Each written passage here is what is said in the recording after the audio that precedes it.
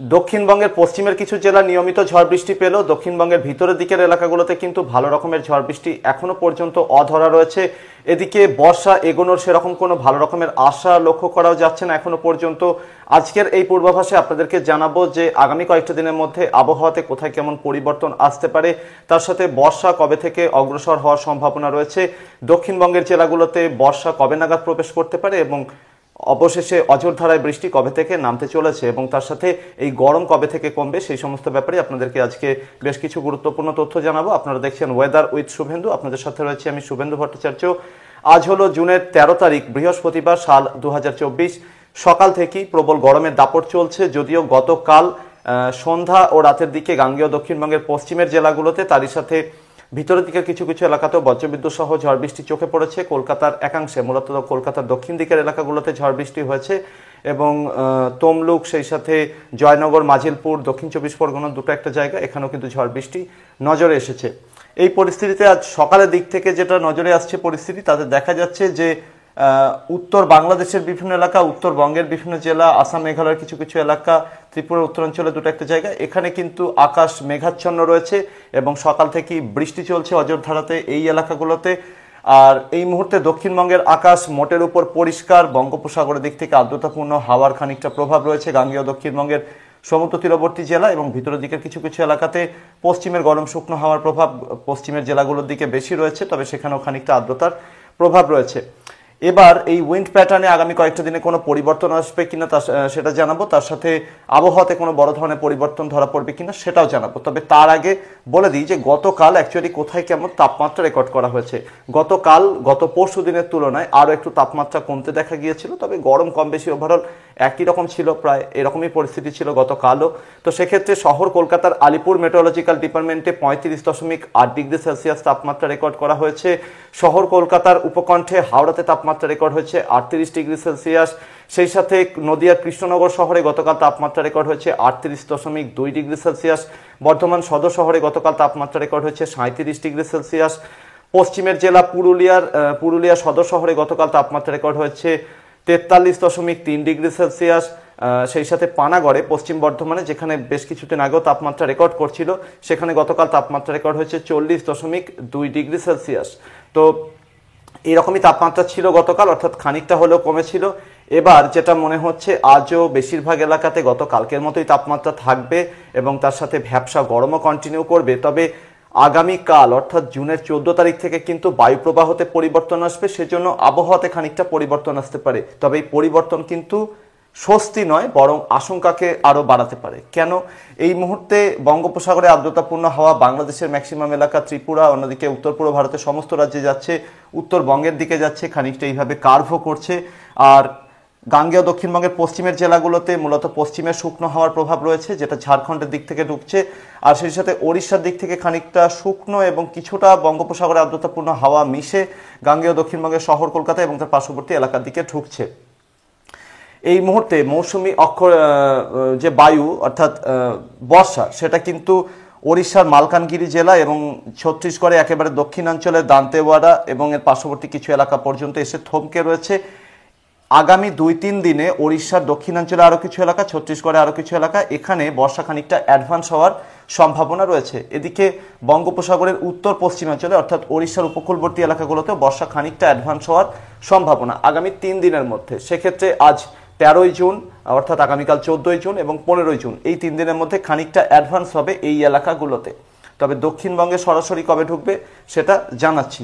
তো আগামীকাল থেকে কি হতে পারে, যে পরিবর্তনের কথা বলছিলাম বায়ুপ্রবাহতে, তাতে দেখা যাচ্ছে যে পশ্চিমের দিক থেকে অর্থাৎ পাঞ্জাব, হরিয়ানা, ভারতের রাজধানী দিল্লি, রাজস্থান, এই এলাকা থেকে কিন্তু আগামীকাল শুকনো হাওয়ার গতি সেটা আরও বাড়বে এবং সেটা একটু একটু করে দখল নিয়ে নেবে ঝাড়খণ্ডের বিভিন্ন এলাকার সাথে সাথে, পশ্চিমের বিভিন্ন এলাকার সাথে সাথে গাঙ্গেয় দক্ষিণবঙ্গের ভিতরে কিছু এলাকাতেও। অর্থাৎ আগামীকাল কিন্তু আজকের তুলনায় মোটামুটি 1 থেকে 3 ডিগ্রি সেলসিয়াস পর্যন্ত তাপমাত্রা বাড়তে পারে বিভিন্ন এলাকাতে, যার মধ্যে ঝাড়খণ্ডের বিভিন্ন এলাকা, দক্ষিণ বিহার, ওড়িশা, সেই সাথে গাঙ্গেয় দক্ষিণবঙ্গের বিভিন্ন জেলা, উত্তরবঙ্গের মালদা এবং এর আশেপাশের কিছু এলাকা, বাংলাদেশের রাজশাহী, খুলনা, বরিশাল, ঢাকা ডিভিশন, পুরো সমগ্র এই এলাকা জুড়ে আগামীকাল অর্থাৎ 14ই জুন শুক্রবারে তাপমাত্রা কিন্তু 1 থেকে 3 ডিগ্রি সেলসিয়াস, কোথাও কোথাও 4 ডিগ্রি সেলসিয়াস পর্যন্ত বৃদ্ধির আশঙ্কা রয়েছে। পশ্চিমের জেলাগুলো যেখানে তাপমাত্রা খানিকটা কমেছে সেখানে আগামীকাল আবারও সিভিয়ার হিটওয়েভ অর্থাৎ তীব্র তাপপ্রবাহ চলার আশঙ্কা। কোথাও কোথাও মূলত পশ্চিম বর্ধমান, বাঁকুড়ার একাংশে এবং এর আশেপাশের কিছু এলাকাতে আগামীকাল severe to very severe heatwave অর্থাৎ তীব্র থেকে অতি তীব্র তাপপ্রবাহের মতো পরিস্থিতিও তৈরি হতে পারে। শহর কলকাতাতে আগামীকাল তাপমাত্রা বাড়বে। পার্শ্ববর্তী দক্ষিণবঙ্গের সমস্ত এলাকা এবং এর আশেপাশের বিভিন্ন এলাকাতেও কিন্তু এই একইভাবে 1 থেকে 4 ডিগ্রি সেলসিয়াস পর্যন্ত তাপমাত্রা বৃদ্ধির আশঙ্কা রয়েছে আগামীকাল 14ই জুন। আগামী পরশুদিন অর্থাৎ 15ই জুনও কিন্তু এই পরিস্থিতি অব্যাহত থাকবে, অর্থাৎ এই তাপমাত্রা বৃদ্ধি লক্ষ্য করা যাবে এবং কোথাও কোথাও আরও একটু তাপমাত্রা বেড়ে যাওয়ার আশঙ্কা থাকছে। যেহেতু এই শুকনো হাওয়ার প্রবাহ একটু হলেও বাড়বে, তবে সেটা কিন্তু গাঙ্গেয় দক্ষিণবঙ্গের পশ্চিমের জেলা পর্যন্ত এসে ঠিক এইভাবে কার্ভ করতে থাকবে এবং সেটা কিন্তু আর বাংলাদেশের দিকে যাবে না।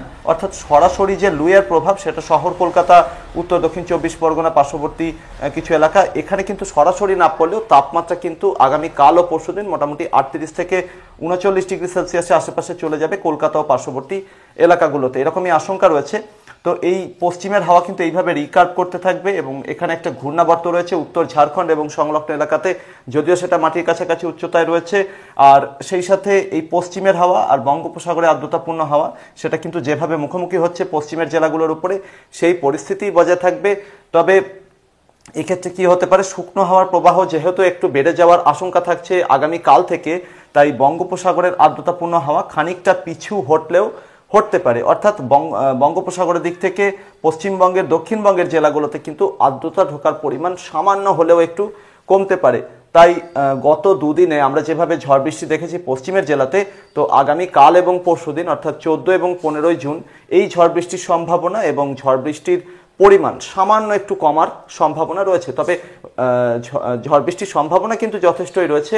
কি হতে পারে, দেখা যাচ্ছে গতকালও যেরকম বড় বড় আকারে বজ্রগর্ভ মেঘপুঞ্জ বীরভূম জেলা এবং সেই সাথে বাঁকুড়া জেলা এই এলাকাগুলোর উপরে তৈরি হয়েছিল, তো সেই তুলনায় কিন্তু দেখা যাচ্ছে মেঘের আকার এবং আকৃতি এবং তার তীব্রতা সবই কিন্তু খানিকটা হলেও কমতে পারে। এই ধরনের পরিস্থিতি থাকছে। অর্থাৎ আজ 13ই জুন, আগামীকাল 14ই জুন, পরবর্তী দিন 15ই জুন, এই 3 দিনই কিন্তু ঝাড়খণ্ডের বিভিন্ন এলাকার সাথে সাথে গাঙ্গেয় দক্ষিণবঙ্গের পশ্চিমের জেলাগুলো মূলত পুরুলিয়া, বাঁকুড়া, পশ্চিম মেদিনীপুর, ঝাড়গ্রাম, অন্যদিকে বীরভূম, মুর্শিদাবাদ, পূর্ব বর্ধমান, নদিয়ার একাংশ এই এলাকাগুলোতে বজ্রবিদ্যুৎ সহ ঝড় বৃষ্টির সম্ভাবনা থাকছে। এই 3 দিনের মধ্যে ভাগ্য সুপ্রসন্ন হলে শহর কলকাতা এবং পার্শ্ববর্তী আরও বেশ কিছু এলাকাতেও বিক্ষিপ্ত ঝড় বৃষ্টি নজরে আসতে পারে। এই হলো পরিস্থিতি। তবে সম্ভাবনা কিন্তু একটু কম, এটা মাথায় রাখতে হবে এই জেলাগুলোর ক্ষেত্রে। আর আপাতত আজ এবং পরবর্তী 2 দিন খুলনা ডিভিশনের ম্যাক্সিমাম এলাকাতে ভালো রকমের ঝড় বৃষ্টির আশা কিন্তু অত্যন্ত কম, বৃষ্টি প্রায় হবে না বললেই চলে। বরিশাল ডিভিশনে কোথাও কোথাও এবং ঢাকা ডিভিশনে কিছু এলাকাতে আজ এবং পরবর্তী 2 দিনে বজ্রবিদ্যুৎ সহ ঝড় বৃষ্টির সম্ভাবনা রয়েছে, যার মধ্যে রাজধানী ঢাকা সহ ঢাকা ডিভিশনের উত্তর এবং পূর্বাঞ্চলের এলাকাগুলোতে ঝড় বৃষ্টির সম্ভাবনা একটু বেশি। বরিশাল বিভাগের কোথাও কোথাও খানিকটা অ্যাক্টিভিটি নজরে আসতে পারে, অর্থাৎ ভারী বৃষ্টি কিন্তু বরিশালেও অধরা থাকবে এই মুহূর্তে। অন্যদিকে চট্টগ্রাম ডিভিশনের বিভিন্ন এলাকা, ভারতের ত্রিপুরা এই এলাকাগুলোতে আজ 13ই জুন ঝড় বৃষ্টির সম্ভাবনা কিন্তু যথেষ্টই রয়েছে। হালকা থেকে মাঝারি ধরনের বৃষ্টির সম্ভাবনা, যার মধ্যে কোথাও কোথাও খানিকটা ভারী বৃষ্টিও হতে পারে। অন্যদিকে উত্তর বাংলাদেশের রংপুর, ময়মনসিংহ, সিলেট ডিভিশনে হালকা থেকে মাঝারি ধরনের বৃষ্টি কন্টিনিউ করবে, যার মধ্যে কোথাও কোথাও এখানে কিন্তু ভারী থেকে অতি ভারী বৃষ্টির সম্ভাবনা থেকে যাচ্ছে আজ এবং পরবর্তী প্রায় 7 দিনে। সেই সাথে বঙ্গোপসাগরে আর্দ্রতাপূর্ণ হাওয়া অর্থাৎ মৌসুমী বায়ু সেটা কিন্তু হিমালয়ে গিয়ে সরাসরি ধাক্কা খাচ্ছে। সেই জন্য পূর্ব হিমালয় পাদদেশের যে এলাকাগুলো রয়েছে, যেরকম মেঘালয়, আসামের বিভিন্ন এলাকা, অরুণাচল প্রদেশ, অন্যদিকে ভুটান, সেই সাথে উত্তরবঙ্গের বিভিন্ন জেলা এই এলাকাগুলোতে ভারী থেকে অতি ভারী বৃষ্টি কন্টিনিউ করবে, যার মধ্যে উত্তরবঙ্গের আলিপুরদুয়ার, কোচবিহার এবং আসামের বঙ্গাইগাঁও, কোকরাঝাড় এই এলাকাগুলো এবং এর আশেপাশের কিছু এলাকা, এখানে কিন্তু ভারী থেকে অতি ভারী বৃষ্টির সাথে চরম ভারী বর্ষণের আশঙ্কা রয়েছে পরবর্তী 7 দিনের মধ্যে এবং এখানে প্রচুর বৃষ্টির আশঙ্কা রয়েছে এবং এই পরিমাণ বৃষ্টিতে ভুটান পাহাড়েও কিন্তু ধস নামবে। তার সাথে ভুটান পাহাড়ের দিক থেকে যে নদীগুলো নামছে সেখানে জলস্ফীতির আশঙ্কা, হরপাবানের আশঙ্কা, সেই সাথে আসামের ব্রহ্মপুত্র সহ অন্যান্য নদীগুলোতেও জলস্ফীতি এবং হরপাবান, সেই সাথে বন্যার আশঙ্কা রয়েছে। অন্যদিকে উত্তরবঙ্গের আলিপুরদুয়ার, কোচবিহার, জলপাইগুড়ি, বাংলাদেশের রংপুর ডিভিশনের উত্তর দিকে লালমনিরহাট, কুড়িগ্রাম, পঞ্চগড়, নীলফামারী এই এলাকাগুলো, অন্যদিকে সিলেট ডিভিশনের সিলেট এবং সুনামগঞ্জের আশেপাশের কিছু এলাকা এই এলাকাগুলোতে কিন্তু বন্যার আশঙ্কা থাকছে পরবর্তী 7 থেকে 10 দিনের মধ্যে, যার মধ্যে উত্তরবঙ্গ, আসাম এবং বাংলাদেশের রংপুর ডিভিশনের উত্তরাঞ্চলে কিছু এলাকা, মেঘালয় এবং ভুটানে কিছু কিছু এলাকা এই এলাকাগুলোতে কিন্তু পরিস্থিতি অত্যন্ত খারাপ হওয়ার আশঙ্কা রয়েছে পরবর্তী 10 দিনের মধ্যে, এরকমটাই মনে হচ্ছে। এর পরবর্তীতে কিভাবে চেঞ্জেস আসবে, অর্থাৎ দক্ষিণবঙ্গের কিছু কিছু জেলাতে বিক্ষিপ্ত বৃষ্টি আজ এবং আগামী 2-3 দিনের সম্ভাবনা যেরকম রয়েছে, ঝাড়খণ্ড এবং ওড়িশাতেও বিক্ষিপ্ত বৃষ্টির সম্ভাবনা রয়েছে। দক্ষিণ পশ্চিম বাংলাদেশে সেভাবে বৃষ্টি নেই, কোথাও কোথাও বিক্ষিপ্ত বৃষ্টি হতে পারে। তো ওভারঅল এই এলাকাগুলোতে গরমের দাপট যেভাবে চলছে সেটাই চলবে, বরং আগামীকাল থেকে গরমের তীব্রতা আরও বৃদ্ধির আশঙ্কা যেরকমটা বললাম। তো এই পরিস্থিতিতে পরিবর্তন কবে থেকে আসতে পারে, জুনের মোটামুটি 16 বা 17 তারিখ থেকে একটু একটু করে চেঞ্জেস আসবে বলে মনে হচ্ছে। সেই সময় বঙ্গোপসাগরের আর্দ্রতাপূর্ণ হাওয়া আরও একবার তার দখল নেওয়ার চেষ্টা করবে দক্ষিণবঙ্গের বিভিন্ন জেলাতে। তবে সেই সময় পশ্চিমের হাওয়া লাগাতার ঢুকতে থাকবে, ফলে গরম কম বেশি কন্টিনিউ করবে 16, 17 এবং 18 জুন নাগাদ।